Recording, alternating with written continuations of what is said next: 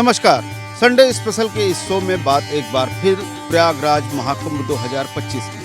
प्रधानमंत्री नरेंद्र मोदी ने औपचारिक शुरुआत कर दी है, रत्न जटित कुंभ की स्थापना की है और साथ ही गंगा पूजन किया है और ये भी कहा है कि अनेकता में एकता जो भारत का स्वरूप है उसका यह परिचायक कुंभ निश्चित रूप से देश और दुनिया के लिए अनुकरणीय होगा।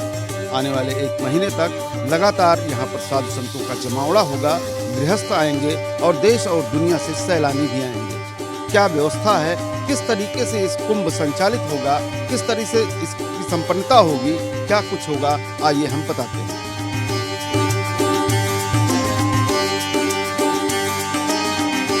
ये महाकुंभ एकता का महायज्ञ है। तो महात्माओं ने देश से जुड़े कई महत्वपूर्ण निर्णय कुंभ जैसे आयोजन स्थल पर ही लिए हैं। के आधुनिक माध्यम नहीं थे, तब कुंभ जैसे आयोजनों ने बड़े सामाजिक परिवर्तनों का आधार तैयार किया था।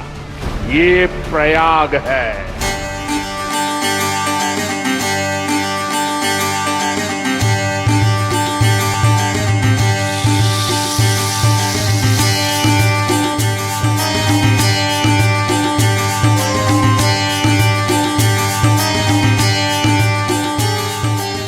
पीएम मोदी के ये बयान इशारा है इस बात का कि प्रयागराज तैयार है दिव्य और भव्य महाकुंभ के आयोजन के लिए।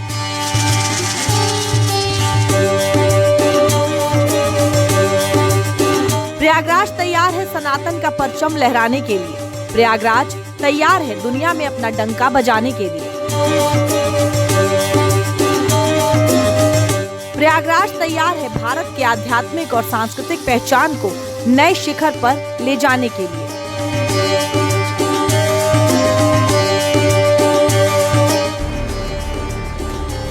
ये गंगा, यमुना, सरस्वती, कावेरी, नर्मदा जैसी अनगिनत पवित्र नदियों का देश है। इन नदियों के प्रवाह की जो पवित्रता है, इन अनेकानेक तीर्थों का जो महत्व है, जो महात्म्य है, उनका संगम, उनका समुच्चय, उनका योग, उनका संयोग, उनका प्रभाव, उनका प्रताप, ये प्रयाग है। ये धरती है वैराग्य की, ये धरती है सनातन चिंतन की, ये धरती है यज्ञ की, जहाँ पग पग पर यज्ञ अनुष्ठान हुए। यानी ये धरती है प्रयागराज की गंगा यमुना और पावन सरस्वती के संगम त्रिवेणी का। हर तट 12 वर्ष पर सच करके तैयार हो जाता है। मानवता की सांस्कृतिक पौराणिकता का अमूर्त रूप जो रास्ता दिखाता है। यही कारण है कि पीएम मोदी शुक्रवार को संगम की पावन भूमि प्रयागराज के दौरे पर थे। इस दौरान पीएम मोदी पूरी तरह से आस्था के रंग में रम गए। विश्व के सबसे बड़े सांस्कृतिक समागम महाकुंभ की सफलता के लिए पीएम मोदी ने कुंभ कलश का पूजन किया। पीएम मोदी ने लेटे हुए हनुमान जी के दर्शन किए और अक्षय वट की भी परिक्रमा की। यही नहीं, पीएम मोदी ने प्रयागराज में करोड़ों की परियोजनाओं का उद्घाटन और शिलान्यास भी किया। पीएम मोदी ने करीब 5700 करोड़ रुपए की परियोजनाओं का शिलान्यास उद्घाटन किया। पीएम मोदी ने मंदिर के प्रमुख गलियारों का उद्घाटन भी किया। इनमें भारद्वाज आश्रम गलियारा, श्रृंगवेरपुर धाम गलियारा, अक्षयवट गलियारा, हनुमान मंदिर गलियारा आदि शामिल है। इन परियोजनाओं से श्रद्धालुओं की पहुंच मंदिर तक आसान होगी और आध्यात्मिक पर्यटन को भी बढ़ावा मिलेगा। पीएम मोदी ने कुंभ सहायक चैटबॉट का भी शुभारंभ किया। ये चैटबॉट महाकुंभ मेला के बारे में श्रद्धालुओं को होने वाले कार्यक्रमों की ताज़ा जानकारी देगा। पीएम मोदी की सौगात में प्रयागराज के लिए 10 नए रोड ओवरब्रिज भी शामिल हैं। घाट और रिवरफ्रंट सड़कें जैसी कई रेल और सड़क की परियोजनाएं भी शामिल हैं। प्रयागराज को दिया गया ये उपहार आने वाले महाकुंभ को भव्य रूप प्रदान करने के लिए दिए गए, जिससे आने वाले श्रद्धालुओं को यहाँ किसी भी तरह की परेशानी का सामना न करना पड़े। अपने दौरे पर पीएम मोदी ने अरैल घाट से निषादराज क्रूज में सवार होकर संगम तट तक अपना सफर तय किया। यहाँ साधु संतों से मुलाकात की। इसके बाद संगम नोस पर 30 मिनट गंगा पूजन किया, गंगा को चुनरी और दूध चढ़ाया, सेल्फी पॉइंट पर फोटो खिंचवाई, मंदिरों का दर्शन भी किया और महाकुंभ की तैयारियों का निरीक्षण भी किया। महाकुंभ को सफल बनाने के लिए दिन रात परिश्रम कर रहे कर्मचारियों का, श्रमिकों और सफाई कर्मियों का मैं विशेष रूप से अभिनंदन करता हूं। विश्व का इतना बड़ा आयोजन हर रोज लाखों श्रद्धालुओं के स्वागत और सेवा की तैयारी, लगातार 45 दिनों तक चलने वाला महायज्ञ, एक नया नगर बसाने का महाअभियान प्रयागराज की इस धरती पर एक नया इतिहास रचा जा रहा है। अगले साल महाकुंभ का आयोजन देश की सांस्कृतिक आध्यात्मिक पहचान को नए शिखर पर स्थापित करेगा। और मैं तो बड़े विश्वास के साथ कहता हूं, बड़ी श्रद्धा के साथ कहता हूं, अगर मुझे इस महाकुंभ का वर्णन एक वाक्य में करना हो तो मैं कहूंगा, ये एकता का ऐसा महायज्ञ होगा जिसकी चर्चा पूरी दुनिया में होगी। सरकार महाकुंभ की तैयारियों पर इसलिए भी इतना जोर दे रही है क्योंकि प्रयागराज महाकुंभ में आने वाले तीर्थयात्रियों की संख्या कई देशों की जनसंख्या से भी ज्यादा होने वाली है। ऐसे में श्रद्धालुओं की इतनी बड़ी आबादी को हर तरह की सुविधाएं उपलब्ध कराना अपने आप में एक बड़ी चुनौती है और इसलिए पीएम मोदी खुद इसका जायजा लेने प्रयागराज पहुंचे थे। यही नहीं, पीएम मोदी ने कुंभ से जुड़े देश की सांस्कृतिक विरासत और साधु संतों के जुड़े इतिहास को भी बुलंद किया। साथ ही इससे देश को होने वाले अनेकों फायदे भी गिनाए। ये महाकुंभ एकता का महायज्ञ है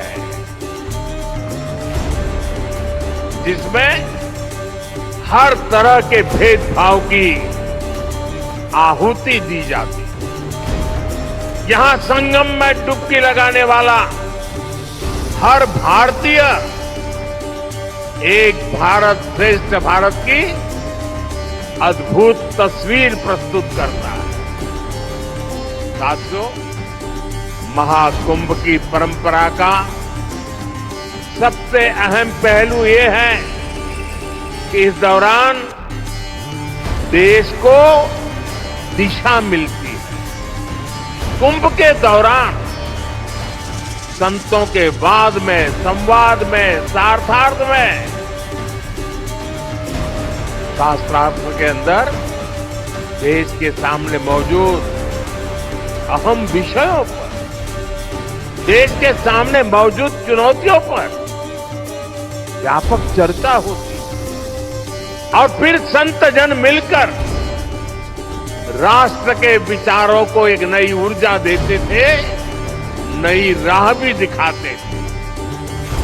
संत महात्माओं ने देश से जुड़े कई महत्वपूर्ण निर्णय कुंभ जैसे आयोजन स्थल पर ही लिए। कुंभ में संत और ज्ञानी लोग मिलकर समाज के सुख दुख की चर्चा करते थे। वर्तमान और भविष्य को लेकर चिंतन करते थे। आज भी कुंभ जैसे बड़े आयोजनों का महात्म्य वैसा ही है।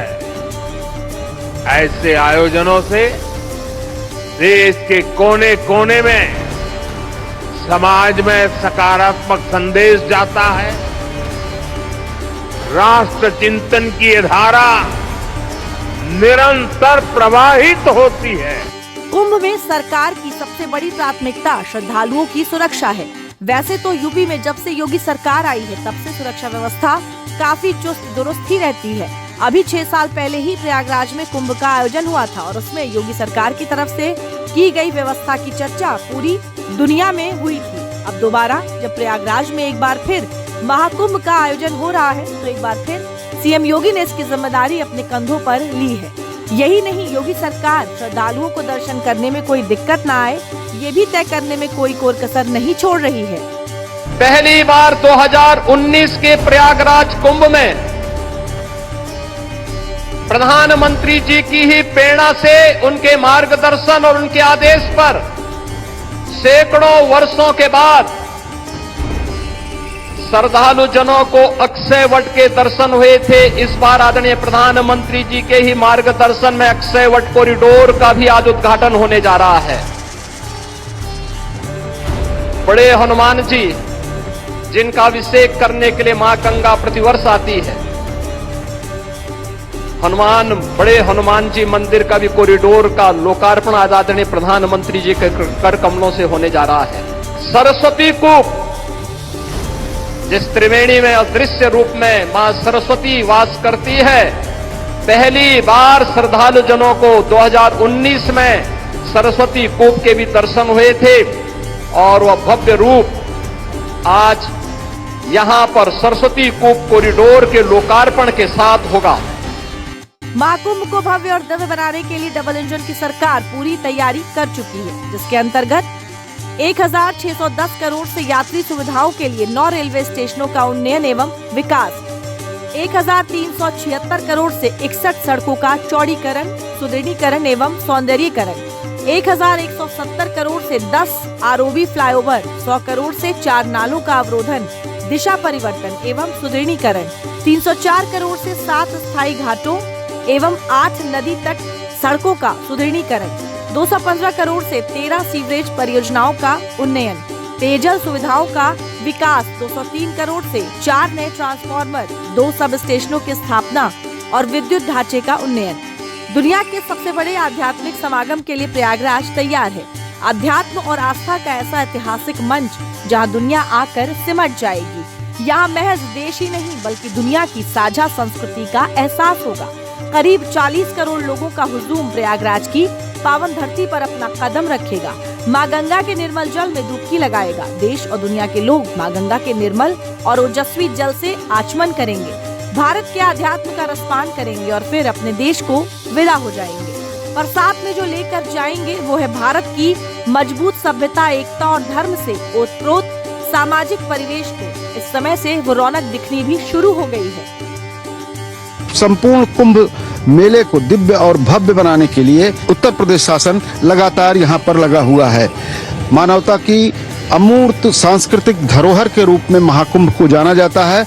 अनुमान है मेला प्रशासन का कि लगभग 40 से 45 करोड़ श्रद्धालु यहाँ पर संगम मेला क्षेत्र में गंगा की रेती में आकर के तमाम सारे अपने धार्मिक कृत्यों को करेंगे। कि एक राजा होने के नाते एक राजा का जो पहला और अंतिम धर्म है, उस धर्म को बखूबी प्रधानमंत्री जी, माननीय मुख्यमंत्री जी निभा रहे हैं। हमारे जो शीर्ष मोस्ट प्रधानमंत्री जी हैं, उन्होंने आकर यहाँ सभी को बताया कि हमारे देश और धरोहर मूल्यवान है और इसके हमें ध्यान रखना चाहिए और ये बहुत ही सुंदर और भव्य दिव्य कार्यक्रम है। 40 करोड़ से अधिक की आबादी यहाँ पे आने वाली है। प्रधानमंत्री देश के यशस्वी प्रधानमंत्री है और पूरे भारत को उन्होंने एकत्रित करने के लिए और हिंदुओं को जोड़ने के लिए बहुत प्रयास किए हैं और इस कुंभ को लेकर उन्होंने बहुत जो सुविधा दी और लोगों को जो यहाँ रहने की व्यवस्था बनाई, इसके मूल्य किसी भी तरीके से नहीं, किसी शब्दों से नहीं किया जा सकता। ये तोहफा उन्होंने जो है प्रधानमंत्री जी ने दिया है हम सब लोगों को, प्रयागराज वासियों के लिए ये तोहफा जो है, इसका जो है कोई जोड़ ही नहीं है। उन्होंने जो है यहाँ पर आकर के जो डिजिटल कुंभ का उद्घाटन किया है, ये आने वाले इतिहास का एक नया युग है। महाकुंभ में श्रद्धालुओं को आकर्षित करने के लिए विशेष इंतजाम किए जा रहे हैं। राज्य सरकार से लेकर केंद्र सरकार ने भी कुंभ को ऐतिहासिक बनाने के लिए अपने खजाने खोल दिए, जिसके साथ इसकी शुरुआत भी की जा चुकी है, जिसका उदाहरण ये रंगोली है, जिसे दुनिया की सबसे खूबसूरत और बड़ी रंगोली माना जा रहा है। प्रयागराज में महाकुंभ के मौके पर तैयार की जा रही ये रंगोली 5000 वर्ग फुट क्षेत्रफल में फैली है। 11 टन रंगों वाली रंगोली में तीर्थराज प्रयाग के मंदिर, घाट, रंग बिरंगी नौका और साधु संतों के चित्र दिख रहे हैं।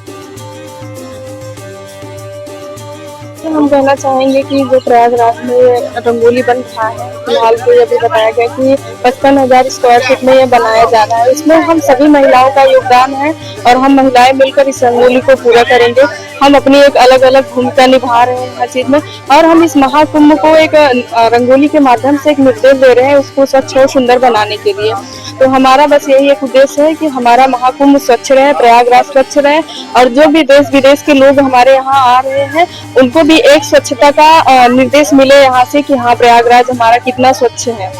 इसके साथ ही प्रयागराज में होने वाले महाकुंभ 2025 में आने वाले श्रद्धालुओं के लिए अरैल में टेंट सिटी की भी व्यवस्था की गई है, जो 5 स्टार सुविधाओं से लैस होगा। इस टेंट सिटी के लिए दिसंबर 2023 में ही पर्यटन विभाग ने टेंडर जारी किए थे।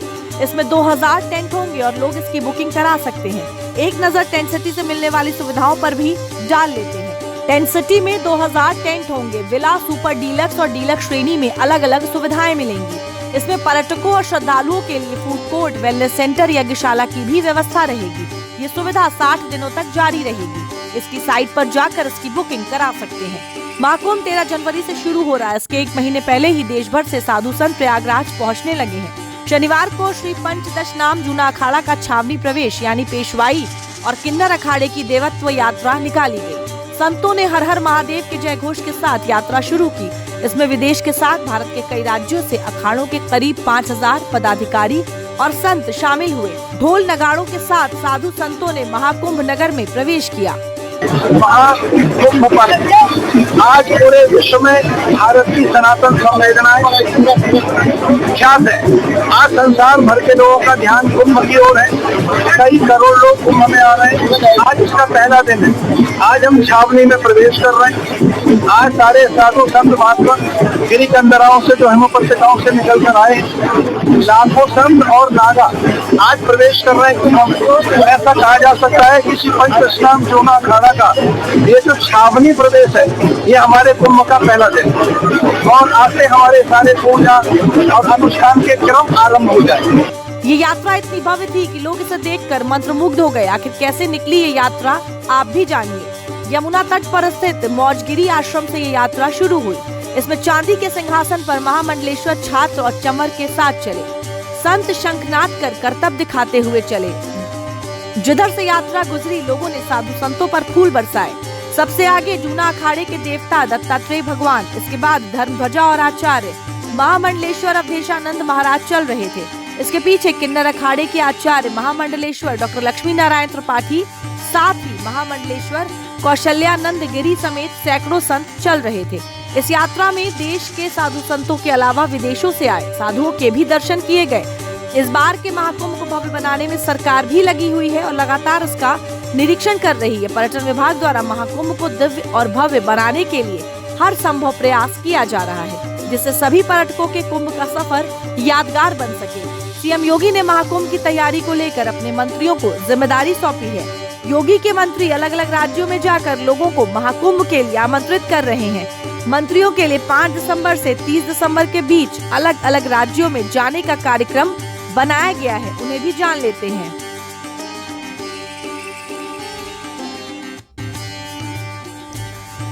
उप मुख्यमंत्री केशव प्रसाद मौर्य को तेलंगाना और आंध्र प्रदेश की जिम्मेदारी दी गई है।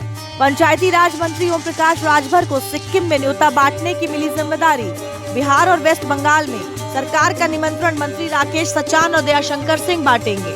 मंत्री दयाशंकर मिश्र दयालु को त्रिपुरा की जिम्मेदारी दी गई है। मंत्री ए.के. शर्मा गुजरात जाएंगे और उनके साथ मंत्री कपिल देव अग्रवाल भी होंगे। महाराष्ट्र और राजस्थान ब्रजेश पाठक और संजय निषाद के हिस्से आया है। मध्य प्रदेश मंत्री स्वतंत्र देव सिंह जाएंगे और उच्च शिक्षा मंत्री योगेंद्र उपाध्याय झारखंड में निमंत्रण लेकर जाएंगे। सूर्य प्रताप शाही बलदेव औलख के साथ हरियाणा और पंजाब जाएंगे। सुरेश खन्ना कर्नाटक और दिल्ली में निमंत्रण देंगे। उत्तराखंड की राज्यपाल रही बेबी रानी मौर्य उत्तराखंड के लोगों को महाकुंभ के लिए आमंत्रित करेंगी। राज्यों के हिसाब से मंत्रियों के दौरे 5 दिसंबर से जारी हो गए हैं, लेकिन सीएम योगी खुद कुछ जगहों पर महाकुंभ से जुड़े रोड शो में हिस्सा लेंगे। इसका कारण है शाही स्नान। दरअसल महाकुंभ में शाही स्नान की विशेष मान्यता है। महाकुंभ 2025 में कुल 6 शाही स्नान होंगे। कब कब होंगे शाही स्नान, उन्हें भी जान लेते हैं। 13 जनवरी पहला शाही स्नान पौष पूर्णिमा पर होगा। 14 जनवरी मकर संक्रांति के शुभ अवसर पर भी शाही स्नान होगा। 29 जनवरी तीसरा शाही स्नान मौनी अमावस्या पर है। 3 फरवरी चौथा शाही स्नान बसंत पंचमी पर होगा। 12 फरवरी 5वां शाही स्नान माघ पूर्णिमा पर होगा। 26 फरवरी छठा और आखिरी शाही स्नान महाशिवरात्रि पर होगा। 29 जनवरी को होने वाले मौनी अमावस्या के लिए श्रद्धालुओं के आने जाने के लिए परिवहन विभाग ने भी कमर कस ली है। बाहरी क्षेत्रों से आने वाली बसों में किसी भी तकनीकी समस्या के समाधान के लिए इन बस स्टेशनों के पास अस्थायी कार्यशालाएं भी स्थापित की गई हैं। आपको बता दें कि मेले के पहले चरण में 2000 बसें तैनात की जाएंगी। दूसरे चरण में मुख्य स्नान तिथियों के लिए संख्या में काफी वृद्धि होगी, जिसमें 7000 बसें, 6800 साधारण बसें और 200 एसी बसें शामिल हैं। आवश्यकता के अनुसार इनकी संख्या और बढ़ाई जाएगी। इसके अलावा 200 सिटी इलेक्ट्रिक बसें भी इन प्रमुख तिथियों पर शटल के रूप में काम करेंगी। प्रयागराज की पावन धरती पर होने जा रहे महाकुंभ को लेकर सुरक्षा व्यवस्था की भी विशेष तैयारियां की जा रही हैं। श्रद्धालुओं की सुरक्षा में कोई कमी ना हो, इसके लिए इस बार एक खास रोबोट को गंगा यमुना नदी में तैनात किया जा रहा है। देखिए इस खास रोबोट को जो पानी की सतह पर रफ्तार से तैर रहा है। यही रोबोट डूबते हुए लोगों की जान बचाने में भी मदद करेगा। इस बार के महाकुंभ में लगभग 40 करोड़ श्रद्धालुओं की डुबकी लगाने की संभावना है, जिसके लिए इस battery operated life boy robot को तैयार किया गया है। महाकुंभ 2025 के दृष्टिगत सभी श्रद्धालुओं के नदी में सुरक्षा हेतु हमने वृहद इंतजाम किए हैं। डीप वाटर बैरिकेडिंग्स हैं, रिवर लाइंस है और जेटीज़ हैं, ट्रेंड गोताखोर हैं। लेकिन कभी कभी ऐसी संभावना है कि कोई व्यक्ति कहीं दूर नाव से गिर गया या अचानक कोई दुर्घटना हो गई, उस तक पहुंचने में हमारी बोट से गोताखोर को टाइम लग सकता है। इसके लिए इस रोबोटिक बॉय का प्रयोग किया गया है। ये अत्यंत शीघ्र समय में रिमोट से डूबने वाले व्यक्ति के पास पहुंच जाएगा। ये हमारा जो रोबोटिक लाइफ बॉय है वो वायरलेस रिमोट से काम करता है। उस पर मोटराइज्ड प्रोपेलर लगे हुए हैं जो तकरीबन एक छोटे मोटर बोट की तरह काम करता है और वो उसका कैपेसिटी है 140 किलो उसकी कैपेसिटी है।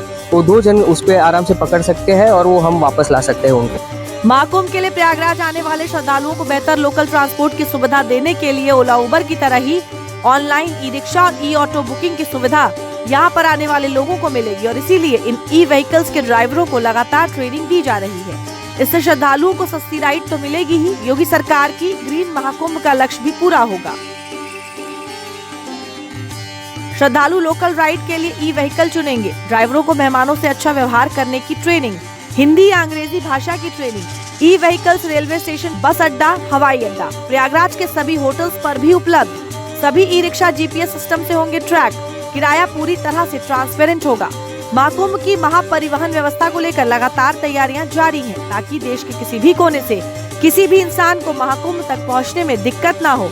इसलिए इस समय देश का हर राज्य अपने यहाँ परिवहन को लेकर लगातार काम कर रहा है ताकि 12 साल बाद लगने वाले इस महाकुंभ में शामिल होने से कोई भी न छूटे। महाकुंभ में महाव्यापार भी होने वाला है। मेला क्षेत्र इसके लिए सज संवर कर तैयार हो रहा है। मेला प्राधिकरण ने तय किया बड़ा लक्ष्य, 10,000 से ज्यादा दुकानों का होगा टेंडर। आस्था के 45 दिन में 1 लाख करोड़ के व्यापार की उम्मीद। 13 जनवरी से प्रयागराज में शुरू होने वाले महाकुंभ के लिए जमीनों का आवंटन शुरू हो चुका है। एक एक जमीन की कीमत कई लाख रुपयों में है। जिनकी लोकेशन प्राइम है वो और अधिक महंगी। 40 करोड़ लोगों की आने की उम्मीद से दुकानदार उत्साहित हैं। सब मेला क्षेत्र में दुकान चाहते हैं। वो जानते हैं कि महाकुंभ के 45 दिन उनकी तकदीर बदल सकता है। 40 करोड़ श्रद्धालु आएंगे और अगर एक श्रद्धालु 500 रुपए भी खर्च करता है तो 20,000 करोड़ हो जाता है, जबकि करोड़ों लोग ऐसे होंगे जो उससे कई गुना ज्यादा खर्च करेंगे। देश के अर्थशास्त्री कहते हैं कि भले ही सरकार को सीधे राजस्व न मिले पर परोक्ष रूप से उनके खाते में बड़ी रकम जमा हो जाती है। अनुमान 45,000 परिवारों को मिलेगा रोजगार। मैनेजमेंट ट्रेनिंग, नाविकों tour guide, street vendor, taxi driver, नाविकों को नौकायन के अलावा रिवर गाइड की ट्रेनिंग, आसपास के धार्मिक स्थलों को बेहतर करना, बनारस, अयोध्या, मथुरा, विंध्यवासिनी धाम पर्यटन को बढ़ावा। महाकुंभ को दिव्य और भव्य बनाने के लिए प्रशासन और सरकार के साथ देश के युवा भी लगे हुए हैं। देश के युवा अपनी प्रतिभा से किस तरीके से महाकुंभ में अपनी भागीदारी सुनिश्चित कर रहे हैं, डीडीयूपी की टीम ने करीब से जाना। महाकुंभ 2025 को दिव्यता और भव्यता प्रदान करने के लिए सिर्फ प्रशासन ने ही नहीं कमर कसी है, बल्कि वो युवा जो कला प्रेमी हैं, साथ में कला के विद्यार्थी भी हैं, वो भी यहाँ पर लगे हुए हैं। कतार में लगे हुई उस ग्रीन बेल्ट के तमाम सारे पौधों पर ये चित्रकारी कर रहे हैं। क्या नाम है आपका? आकांक्षा दुबे। आकांक्षा, क्या कर रही हैं? ये आर्ट कर रहे थे, वाली आर्ट है पेड़ पे। ये आप कैसे कर रही हैं? वो हम लोग की यूनिवर्सिटी के सेंट्रल में आया ना, बीएफए वालों को, सारे डिपार्टमेंट वालों को मिला है कि जो वॉल पेंटिंग करना है वो हम लोग के डिपार्टमेंट वालों को मिला है, तो फिर हम लोग को पेंट करना है ट्री पे और वॉल्स पे। लेकिन फीलिंग्स क्या हैं? महाकुंभ है, उसमें आपको पार्टिसिपेट इस तरह से करने को मिल रहा है, कैसा लगता है ये? अच्छा लग रहा है, पेंट करने में मज़ा आ रहा है। मैंने अभी मतलब पिकॉक बनाया है और फ्लावर मतलब कमल बनाया है, और अभी ये मैं बना रही हूँ, जो कि मुझे बहुत अच्छा लग रहा है बनाते हुए। बहुत अच्छा फील हो रहा है कि मैं अपना मतलब अपने हॉबी को भी प्रेजेंट कर रही हूँ अपने, मतलब मुझे बहुत अच्छा लग रहा है, मैं बता नहीं सकती। यूपी के प्रयागराज में इतिहास लिखे जाने की पटकथा लिखी जा चुकी है। अब बस इंतजार है तो आने वाली 13 जनवरी का, जब महाकुंभ की शुरुआत हो जाएगी और समागम के दर्शन के लिए दुनिया भर से लोग पहुंचेंगे।